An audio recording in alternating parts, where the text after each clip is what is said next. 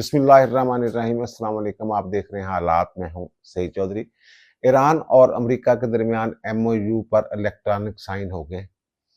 JD Vance ने sign किए हैं, उन्होंने ऐलान भी किया इसका। फिर डोनाल्ड ट्रंप ने साइन किए हैं और फिर कालीबाफ जो स्पीकर हैं ईरान के, उनके दस्तखत हैं। इतवार वाले दिन ये दस्तखत हो गए। ट्रंप साहब के कहने के मुताबिक इतवार वाले दिन, इसका मतलब 14 जून को दस्तखत हुए। और फिर वो तो ट्रंप साहब जो कह रहे थे सालगिरह के हवाले से, जनाब सालगिरह के दिन को यादगार बनाना चाहते हैं, ईरान वाले कहते थे हमने दस्तखत नहीं करने, फिर दस्तखत कर भी दिए। क्या ये 1.5 सफ़े की जो दस्तावेज है ये दुनिया का तवाज़न तब्दील कर देगी? आगे मुज़ाकरात कैसे चलेंगे? क्या ईरान को अमेरिका इलाके में सुपर पावर बना के छोड़ देगा? आगे क्या होने वाला है, ये सारी चीज़ें जो हैं हम आपके साथ शेयर करेंगे। और फिर इसराइल जो है वो नेतन्याहू साहब मैना मानू की रट लगा के बैठे हुए, उन्हें कैसे टैकल किया जाएगा।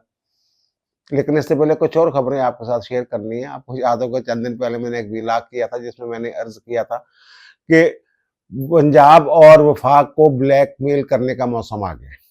2-3 मौसम होते हैं। एक बजट होता है जब पीपल्स पार्टी वाले जो हैं वो अपनी मनमानियां करते हैं, या फिर जो फसलों का मौसम होता है खरीफ और रबी, उस वक्त सिंध वाले जो हैं वो जनाब ये ववेला शुरू कर देते हैं, हमारा पानी चोरी हो गया, पानी चोरी हो गया। तो मुराद अली शाह का खत जो है वो भी मैंने आपको दिखाया था, जो उन्होंने वज़ीर आज़म के नाम लिखा था।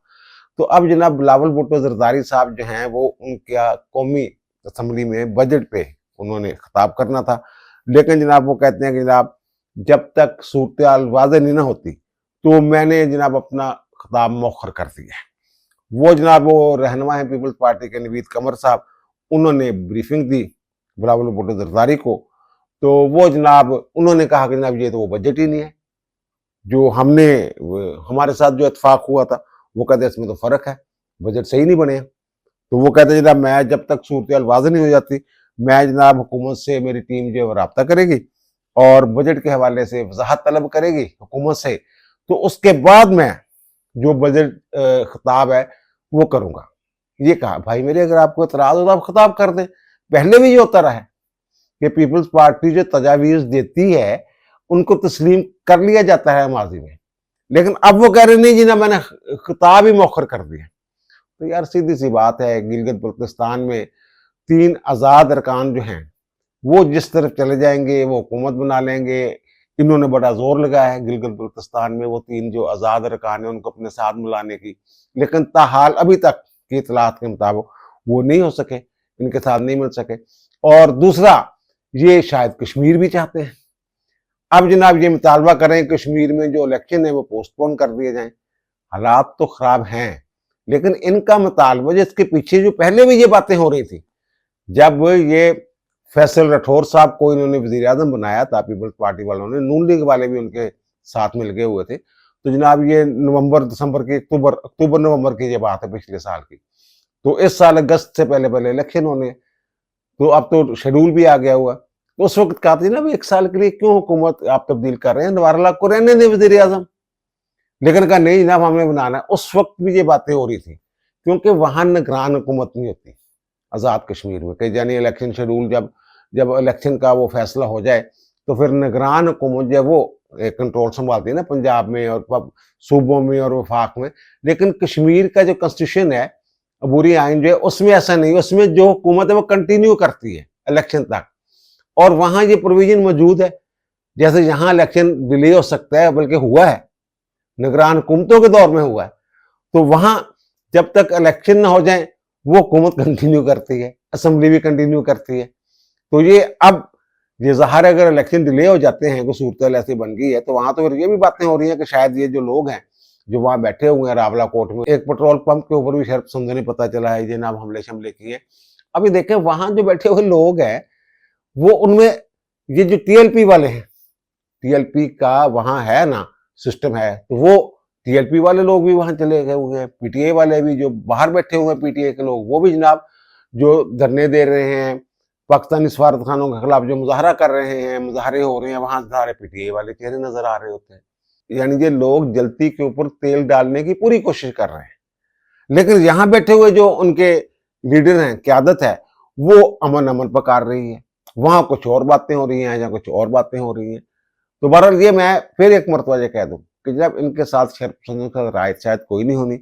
और बहरहाल बिलावल साहब जो हैं वो अपनी ज़ाहिर साइड से गेम कर रहे हैं। और दूसरा मुझे एक साहब कह रहे थे जनाब, आपने कहा कि जनाब वो 99,000 क्यूसेक जनाब वो ले जाता है सिंध, और पंजाब जो है वो 1,10,000 क्यूसेक जो है उसको मिलता है, तो फर्क बड़ा है। उनका जी कितना फर्क है, मैंने दसो, मुझे ये पूछा किसी हमारे सिंधी भाई ने। तो मैंने कहा भाई जनाब वहाँ जहाँ जो है ये 85% ज़राअत जो है वो पंजाब में अगर देखें तो आदाद-ओ-शुमार देखें, और वहाँ जो है 15%।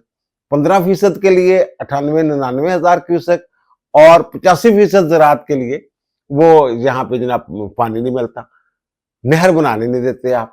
और पानी वाली जो हाल है कि एक साहब ने मुझे बताया, द्रोगबर गर्दन रावी, जब बाज़ का इतना वाफर पानी होता है कि पानी जो है एक जिम्मेदार दूसरे जिम्मेदार के खेतों में छोड़ देता है। यहां पानी ना होने पर लड़ाइयां होती हैं पंजाब में, वहां पानी ज्यादा होने पर जनाब मेरे खेतों की तरफ जनाब क्यों आपने पानी छोड़ दिया।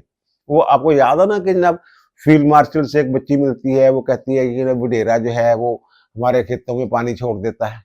वही पानी था ना जो वडेरे के पास वाफर था, वो जनाब उस पानी को जनाब वो बच्चों के खेतों में छोड़ देता था। तो फिर उन्होंने कहा अब नहीं छोड़ेगा, वो फिर शायद नहीं छोड़ा भी नहीं होगा, ज़ाहिर है फील्ड मार्शल ने कह दिया नहीं छोड़ेगा तो नहीं छोड़ा होगा। तो ये तो सर सारी सूरत हाल है जहाँ पे। और दूसरा यानी ये सियासत जो है ये आप ये कह सकते हैं यार अपने मकासद के लिए, ये कौमी खिदमत शिदमत, ये देखें ना बजट अच्छा खासा वो पेश भी हो गया, तो अब कह रहे हैं जनाब साड़ी मर्जी का नहीं है। और दूसरा आज फिर मुलाकात का दिन है, ये बहनें जाएंगी इमरान खान से मुलाकात करने के लिए, और वो शायद मुलाकात करने की इजाज़त ही ना मिले। उनकी जो दरखास्तें थी सुहेल अफरीदी साहब की, उसमें जनाब वो मुलाकात के लिए उन्होंने जो दरखास्त दी इस्लामाबाद हाई कोर्ट में, उसके ऊपर लग गया ऑब्जेक्शन। उन्होंने कहा जनाब ये अगर हुकूमत की तरफ से है तो फिर जनाब आप कबीना से मंजूरी लेके आते हैं। तो वो बहरहाल वो उसमें कोई नोटिस नहीं जारी हो सके। और राणा सनाउल्लाह साहब ने जनाब बड़ा दिलचस्प चैलेंज कर दिया पीटीआई को। अलीमा खानम हर दफा ये कहते हैं कि 10,000 बंदे आ जाए, 10,000 बंदे आ जाए तो जनाब मुलाकात हो जाएगी। अब जनाब राणा सनाउल्लाह ने पीटीआई को चैलेंज कर दिया।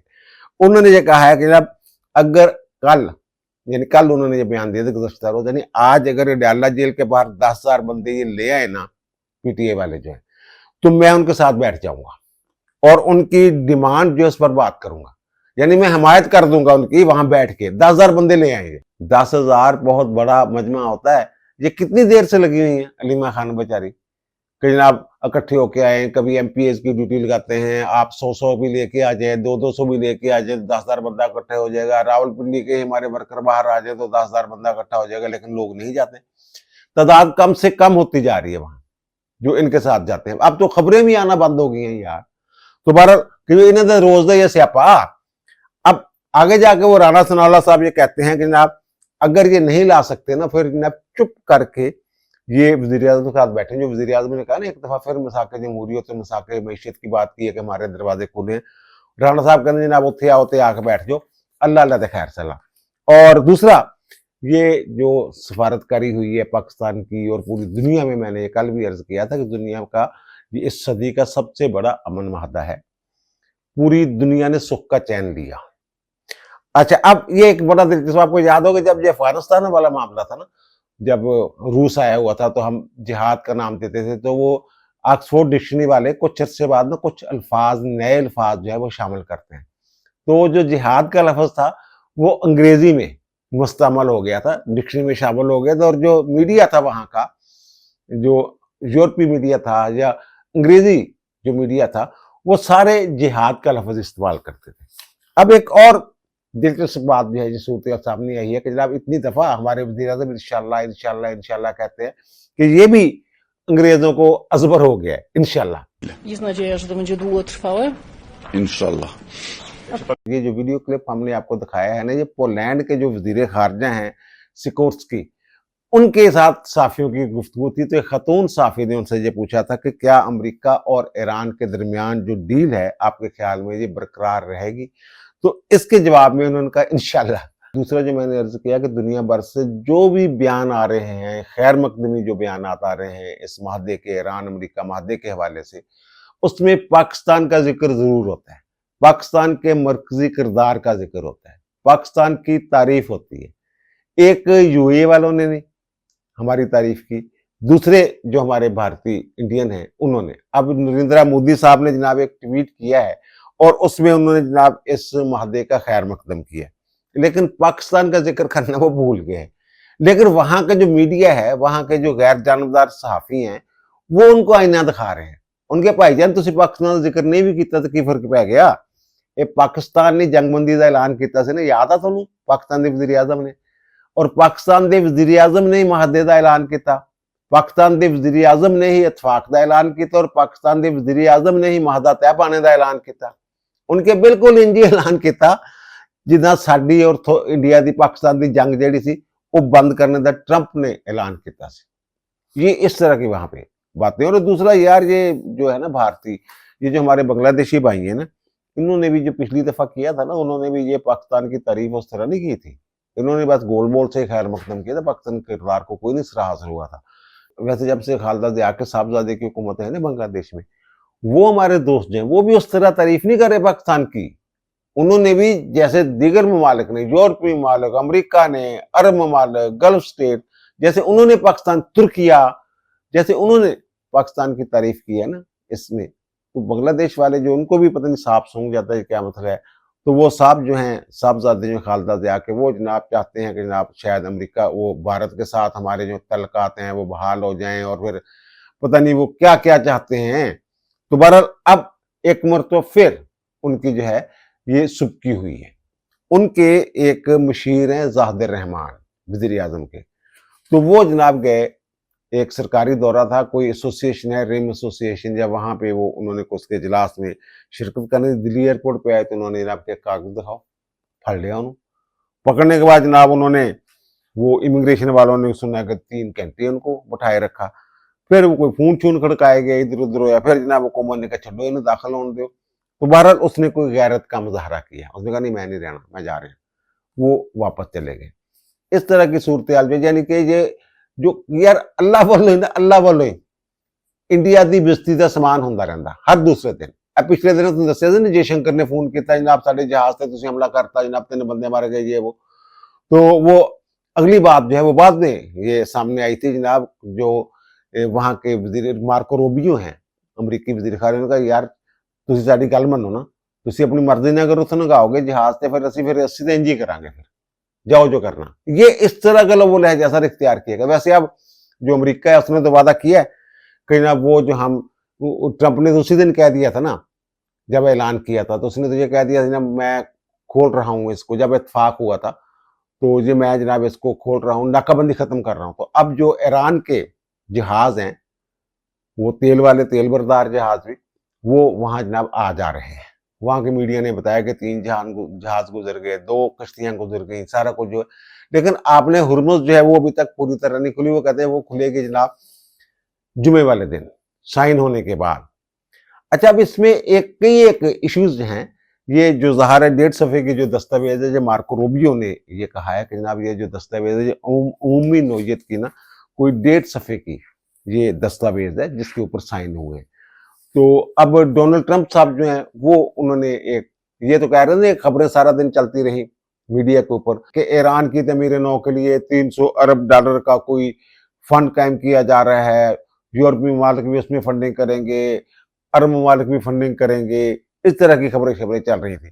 तो अब अच्छा, जो नायब सदर हैं जेडी वैंस, उनसे जब ये पूछा गया था तो उन्होंने कहा जनाब जब तक ईरान वाले अपनी जिम्मेदारियां जो पूरी करते रहेंगे तो हो सकता है ये भी हो जाए, उनकी इस रकम तक भी रसाई हो जाए। इस तरह की बात उन्होंने ये की थी। लेकिन अब डोनाल्ड ट्रंप साहब ने 2 टोक ये जनाब एक ट्वीट कर दिया, कड़का दिया अब से कुछ देर पहले।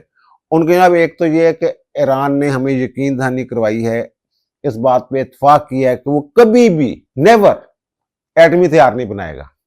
इसमें क्या जीत वाली क्या बात है? ये तो पहले भी ओबामा के दौर में भी माहदा हुआ था और वो कई मरतबा ये ऐलान कर चुका है कि जनाब हमारे जो सुप्रीम लीडर थे उनका जो फतवा है कि जनाब ये तो हम जौहरी हथियारों को हराम समझते हैं। वो कहते हम तो बना ही नहीं रहे थे, लेकिन डोनाल्ड ट्रंप साहब ने कहा जनाब, ईरान ने कहा ना हम कभी नहीं बनाएंगे। चलो ठीक है जनाब, इस पर इत्तेफाक हो गया, ओके हो गया। और दूसरा उन्होंने ये कहा है कि जनाब ये जो 300 मिलियन उन्होंने लिखा, $300 मिलियन की जो बात है ना, कि जनाब वहाँ सरमायाकारी की जाएगी या दिए जाएंगे, वो कहते हैं ये फेक स्टोरी है। ये डेमोक्रेट्स जो है ना, उन्होंने वो कहते हैं जनाब घड़ी है अपने पास से। और फिर जो वहाँ गए हैं वो अच्छा यार ट्रम्प साहब ने भी ये भी अब फ्रांस के सदर एमेनुअल मैक्रोन के साथ इनकी मुलाकात हुई ना, तो वही बात, great friend, my best friend, वो सारी चीजें जो उनके पता नहीं वो उनके मुंह में वैसे ही मेरे ख्याल चढ़ी हुई है। उनका तकिया कलाम है, ग्रेट, फंटास्टिक, इस तरह की बातें चाहते हैं। तो वो महादे के ऊपर उन्होंने ये बात की और उन्होंने कहा जनाब वो साइन सुन हो गए हुए हैं, मैंने भी साइन कर दिए और जेडी वैंस ने भी कह दिया था मैंने साइन कर दिए। तो लेकिन अब होगा क्या? वैसे तो ईरान के जो सुप्रीम लीडर हैं मुस्तफा खामनाई और जो उनकी सुप्रीम नेशनल सिक्योरिटी काउंसिल है, उन्होंने भी इसकी मंजूरी दे दी है एमओयू की, जिसके ऊपर साइन हुए हैं। ये जो वहां के सदर हैं ईरान के, मसूद पज़ेश्कियान, उन्होंने एक ट्वीट किया है इस हवाले से और पता ये चला है कि जनाब जो सिक्योरिटी नेशनल उन्होंने तो कहा जनाब ये इत्फाक हो गया इसके ऊपर, लेकिन खबर यह है कि 90% अरकान जो है ना उन्होंने इस माहदे को ओके किया है। तो ये भारत ये माहदा तो ज़ाहिर है, अब जो हमारे वज़ीर आज़म ने असेंबली के अंदर भी खड़े होकर ये बात की है और उन्होंने जनाब हम इसकी जो जिनेवा में हम इसकी जनाब वो मेज़बानी करेंगे। डोनाल्ड ट्रंप साहब कहते हैं मैं तो शायद वापस चला जाऊं और वो जेडी वैंस आएगा, वो साइन करेगा। वो कहते हैं वो मेरा वापस जाना। अब जो ट्रंप साहब हैं उन्होंने जो एक और बात की है, उन्होंने बरमला इस बात का इजहार कर दिया है कि जनाब नेतन्याहू की मुखालफत के बावजूद मैंने वो सिग्नेचर कर दिए हैं, इलेक्ट्रॉनिक सिग्नेचर। अब नेतन्याहू साहब जो हैं वो उनको तकलीफ बड़ी है, कोशिश बड़ी की है, लेकिन मैंने कल भी अर्ज किया था ये इसका क्रेडिट जो है ना ये मैं डोनाल्ड ट्रंप को ही देता हूँ। डोनाल्ड ट्रंप ने काफी खिंच के रखा है ਜਿਹੜਾ नेतन्याहू ने, बल्कि एक दफा तो भी खबर आई कि उन्होंने मिसेज ने भी गल की थी कि उन्हें समझा ला तेरा मुंडा वैसे कर देना अमेरिका तो, और कल को इसने इलेक्शन भी हारना है और इलेक्शन हारने के बाद इसने जाना है जेल। केस है ना उसके ऊपर करप्शन का। हाँ, अगर हमारे साथ हमारी बात मानता रहे तो फिर जनाब अगर इलेक्शन हार भी गया तो जेल जाने से जाऊंगा, इलेक्शन हार गया ना तो मैं इसको अमेरिका बुला लूंगा, इसको कुछ होने नहीं दूंगा। यहां तक बातें की हुई है और ये भी उसने कहा था ये आयरन डोम जो आपने लगाई हुई है, दूसरे में खड़े होकर कहा था डोनाल्ड ट्रंप ने जब वो बोर्ड के ऊपर साइन, पीस बोर्ड के ऊपर साइन करने गए थे, तो वो कहते हैं ये भी हमारा ही दिया हुआ है, हमारी वजह से ये आयरन डोम है। और वो नेतन्याहू साहब है उनके जनाब उन्होंने फोन किया है डोनाल्ड ट्रंप को और वहां का जनाब उन्होंने जो खबर ये है इसराइली मीडिया ये कह रहे हैं नेतन्याहू के हवाले से बातें आ रही हैं जनाब उसने डोनाल्ड ट्रंप ने बताया सारा जनाब ये बातें हुई हैं। तो जनाब नेतन्याहू ने क्या जनाब जो ईरान के साथ मुमकिन माहदा जो हो रहा है उसमें हम तो फ्रीक ही नहीं है, ना हमने फ्रीक बनना है। और वो कहते हैं अपनी कौमी सलामती के लिए इसराइल खुद फैसले करेगा। उन्हें फिर अगे क्या करके देख ला, ये भी देख ला ना, करके देख ला। अगर इसराइल अगर अमेरिका थोड़ा सा हाथ उठा लेता है ना, ये उर्दन जो है उर्दन, वो तो उर्दन वगैरह जो मिस्र वगैरह जो है वो तो डरे हुए साइन कर गए थे ना। कैंप डेविड जो मिस्र के साथ हुआ था वो भी अमेरिका के दबाव पे हुआ था। तो बहरहाल वो उर्दन चपेड़ा मारेगा इनू, बाकी तो छड़ दो ना, ये पता नहीं डोनाल्ड ट्रंप साहब के जोम च ने। तो बहरहाल उन्होंने जनाब ना मैंने लबनान छोड़ना है जो इलाका खाली किया, एक दिन पहले डोनाल्ड ट्रंप ने शारतन उसको कहा था जनाब इलाका खाली कर, 2000 वाली पोजीशन से वापस जा। उनका नहीं जनाब मैं नहीं छड़ना। और शाम की जो पहाड़ियों पर भी इसने वो शाम की तरफ के इलाकों पर कब्जा किया था, कहना वो भी नहीं छड़ना, गजा और फलस्तीनी जो इलाके में दबे वो भी नहीं छड़ना। ये इस तरह अब ये जो नेतन्याहू साहब ये हैं बड़े मायूस, अब ये कोशिश कर रहे हैं डोनाल्ड ट्रंप के साथ बिलमशाफा मुलाकात हो जाए। और खबरें ये हैं कि अभी तक डोनाल्ड ट्रंप साहब ने जनाब इन्हों पल्ला नहीं फड़ाया, घास नहीं डाली कि जनाब आ जाए यार कोई गल नहीं, बैठ के गल कर दें, वो ऐसा वो मौका आने नहीं दे रहे। और दूसरा जो मैं अर्ज कर रहा हूं कि जनाब अब होगा क्या, पाकिस्तान की तो बल्ले बल्ले होगी ना, छड़ दिया इस गल, इतने तो शक ही कोई नहीं रह गया ना, पक्कियां मोहरां लग गई हैं माशाल्लाह अल्हम्दुलिल्लाह। और दूसरा जो ये चीजें चल रही हैं, जो एक तो ये अमेरिका ने ये जो कहा है कि जनाब आपने हुर्मुज खुल जाएगी, आपने हुर्मुज खुलेगी, वो कहते हैं जनाब ये टॉल फ्री होगी, पैसे पैसे कोई नहीं लेंगे। लेकिन पता ये चला है कि ये सिर्फ 60 दिन, जब 60 दिन के अंदर अंदर अब वो तकनीकी मशावरत शुरू होनी है ना, तकनीकी मुज़ाकरात जो शुरू होने हैं उसमें पाकिस्तान भी फैसिलिटेट करेगा, कतर भी, दीगर भी चंद एक ममालिक शायद इस्लामी ममालिक जो हैं वो फैसिलिटेट करें उनको।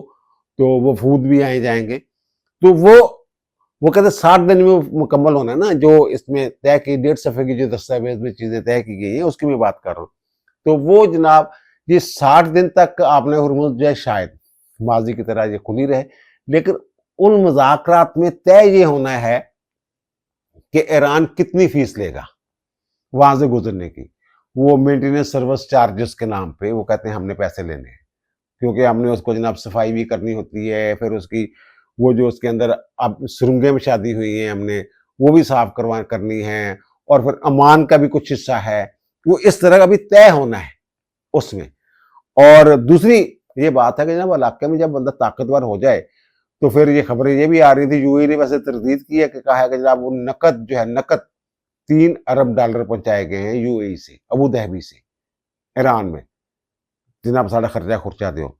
अब वही जैसे यार होता है कि दो खर्चा पैसे लाओ, असि थोड़ी राखी नहीं करते। अब वो 60 दिन के बाद वो फैसला होना है कि जनाब कितने पैसे और कितने नहीं। और कतर का वफद वहां गया हुआ था, और कतर बहरहाल इसमें मुज़ाकरात में बड़ा उसका है। अमान से थोड़ा सा अमरीका नाराज है कि आखिरी दिन जो अमान जनाब ईरान ना मिल गया सी, आपने हुर्मुज़ ते दावा करता सी उन्हें भी साडा भी है जनाब हिस्सा।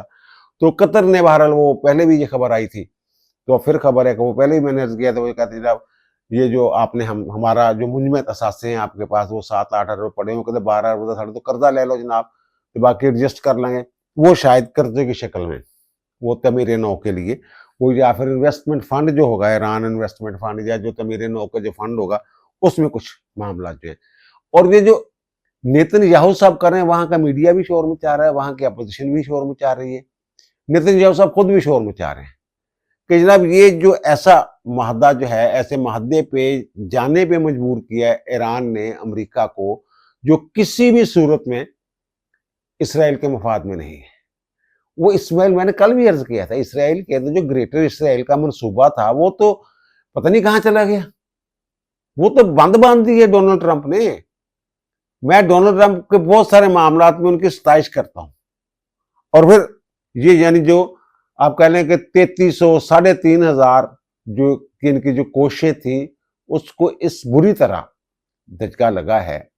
ये यहूदियों की मैं बात, बनी इसराइल की मैं बात कर रहा हूं ना इनकी, कि जनाब ये 3000 3400 साल पहले तो मूसा आए थे ना, उसके बाद इनके साथ क्या हुआ, फिर कैसे इनकी सल्तनत बिखरी, फिर कैसे ये 1948 में जनाब यहाँ आए, दोबारा बसाए गए, जो भी सारा प्रोसेस है। तो ये और ग्रेटर इसराइल का जो ख्वाब देख रहे थे, तो मक्का मदीना तक लेके जा रहे थे अपनी हदूद। तो बहरहाल ये अब उसको इतनी बुरी तरह धचका लगा है कि मेरा नहीं ख्याल ये अमेरिका के पास, अमेरिका के आने वाले सदूर के पास एक बड़ा जबरदस्त एक नजीर होगी, मिसाल होगी जो डोनाल्ड ट्रंप साहब कायम करके जा रहे हैं इसराइल के असर और सूख से, यहूदी लाबी के असर और सूख से निकलने के लिए। मेरा ख्याल है ये धचका जो है ना, ये 50 साल तक जो है ये संभलने नहीं देगा इनको, मुझे ये लग रहा है। ज्यादा भी हो सकता है, कम भी हो सकता है, हालात बदलते देर नहीं लगती। और दूसरा ये अमेरिका जो है क्या चुप करके निकल जाएगा यार? अमेरिका सुपर पावर है, वो अब भी ये बात करता है कि हमारे हथियार सबसे आला हैं, हमारी टेक्नोलॉजी सबसे आला है, हमारे पास सबसे बड़े हथियार है। वैसे B-52 उनका गिर गया वहां पे अमेरिका में तकनीकी खराबी की वजह से, बड़ा जोम था वैसे उनको। तो क्या वो चुप कर, अगर चुप करके निकलना होता, वो तो निकलने नहीं इसराइल दे रहा था ना। अगर वो पहले उसने बमबारी की थी, जो पहले दर्जे की रजीम थी, जो क्यादत थी, वो भी शहीद कर दी थी, वो निकल लो जैसे कामयाब होकर जा रहे हैं। रजीम चेंज करने का मतलब सिस्टम तब्दील नहीं ना कर सके हो, वो तो पहले वाले जिदा से उदा नहीं हो रहा करे, और क्यादत आ गई। उस वक्त निकल जाता तो निकल जाता कि लो जनाब अस्सलाम वालेकुम से जा रहे हैं तो सारा काम हो गया, कि तुझे भुगतो। उस वक्त तो यही लग रहा था ना कि ईरान जो है सर उठाने की जरूरत नहीं करेगा, लेकिन उसने सर भी उठाया, जरूरत भी दिखाई। इसराइल तो चाहता ही नहीं था ना कि अमेरिका निकले, वो तो कहता था इसराइल को, ईरान को सफाई से मिटा के जाए। कुछ गल्फ के जो ममालिक हैं वो भी ये चाहते थे कि जो अमेरिका है जहां से ना जाए, क्योंकि अगर अमेरिका चला गया तो ईरान पता नहीं हमारे साथ क्या करेगा। तो अब अच्छा, वैसे एक मौका ऐसा है, एक सुपर पावर जो एक बड़ी ताकत जो है वो निकल गई थी इसी तरह, जैसे इसके पास मौका था ना चुप करके निकलने था, लेकिन उसके स्टेक्स में कुछ और नहीं था। वो आपको याद होगा 79-80 में जो कंबोडिया और वियतनाम की जंग नहीं हुई थी, तो चीन कंबोडिया की मदद को आ गया था, पर जनाब उसने अंदर घुस गया था, 2-3 दिन बड़ी फेंटी लगाई थी वियतनामियों की। और फिर जब वियतनामी जो है वो संभले थोड़ा सा, वो दूसरे दिन गणेशन लेके आए लड़ाई के लिए, वो लड़ाई के लिए मात होगा। चीन समझता था जनाब ये वियतनामी जो है जो तो बड़े लड़ाके हैं, इन्होंने तो जनाब बेड़ा कर कर दिया था अमरीकी की मैशियत का, पूरी का अमरीका का। तो वो अच्छा दूसरे दिन आए ना, तो आगे चीन की फौज नहीं थी, निकल गए वो और जाके ऐलान कर दिया जनाब हमने फेंटा लगाना था, सबक सिखाना था, सबक सिखा के आ गए। लेकिन बाद में तो खैर उनके वियतनाम के साथ बड़े अच्छे तल्लुकात होंगे, बल्कि जो कहते हैं कि जनाब उनकी सनती प्रॉक्सी है, वो जो अशिया जो हैं उनकी सन्नत मसनूआत पे पाबंदी लग गई चीन की, वो फिर वियतनाम के जरिए बना के मार्केट में बेचता है, पीछे कंट्रोल वही कर रहा होता है। तो ये वाला बहरहाल ये इसराइल के लिए एक बड़ा सेटबैक है, ये वाला जो अब जो सूरत हाल है बनी हुई जो नजर आ रही है। लेकिन अगर ईरान की बात बांध के खित्ते से निकल जाता है अमेरिका, तो ये अमेरिका के लिए किसी सूरत में भी काबिल कबूल नहीं होगा। अगर वो निकल गया फिर तो इस खित्ते की जो पावर है, सुपर पावर जो है, जो थानेदार है, वो तो फिर ईरान हो जाएगा। ईरान की थानेदारी में ये बड़ी ईमानदारी के साथ ये बात बता रहा हूं कि जो गल्फ के मालिक हैं उन्हें भी कबूल नहीं है, तो वो भी शायद चाहेंगे, अब 14 अड्डे हैं तो शायद 6-7-8 रह जाए, लेकिन रहेंगे जरूर। अमेरिका का खित्ते से निकल जाना अमेरिका की शिकस्त तस्वर होगा, जो डोनाल्ड ट्रंप को किसी सूरत कबूल नहीं होगी।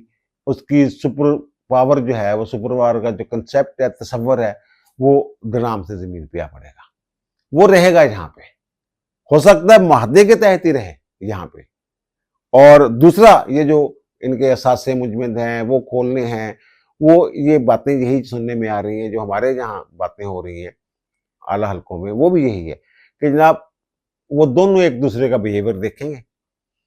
अगर जो ईरान जो है वो माहदे के मुताबिक चलता जाएगा, तो उसी तरीके से उनके जो असासे वगैरह हैं वो भी बहाल होते जाएंगे, पाबंदियां भी उठती जाएंगी, तेल जो है बेचने की इजाजत दे दी जाएगी, लेकिन बतदरीज, यानी एकदम नहीं कि जनाब तुम जितना मर्जी तेल बेचो, वो भी पाबंदियों के साथ आहिस्ता आहिस्ता वो कुछ अरसे में वो पाबंदियां जो है वो हटा ली जाएंगी। बहरहाल ये अगर ये पाबंदियां हटा ली जाती हैं तो मेरे ख्याल 10-12-15 साल में ईरान जो है वो माशी तौर पे अपने पाँव पे खड़ा हो जाएगा। और कल वो मैंने अर्ज किया था कि जनाब अगर ये पाबंदियां वगैरह उठ जाती हैं तो पाकिस्तान जो है वो गैस के हवाले से, तेल के हवाले से, फिर पहले भी जब वो नाकाबंदी की, बहरीन नाकाबंदी, तो पाकिस्तान की तरफ से 6 मुख्तलिफ रूट्स जो हैं वो खोले गए ईरान के साथ, और वे मशरक़ वसत तक वो रूट जाते हैं। तो पाकिस्तानियत तो जनाब खुशखबरियां मैं समझदा कि आने वाली हैं। अब दीजिए मुझे इजाज़त, इंशाअल्लाह दोबारा मुलाकात होगी नए व्लॉग के साथ। अल्लाह ताला आप पर, मुझ पर, हम सब पर मेहरबान रहे। अल्लाह हाफ़िज़।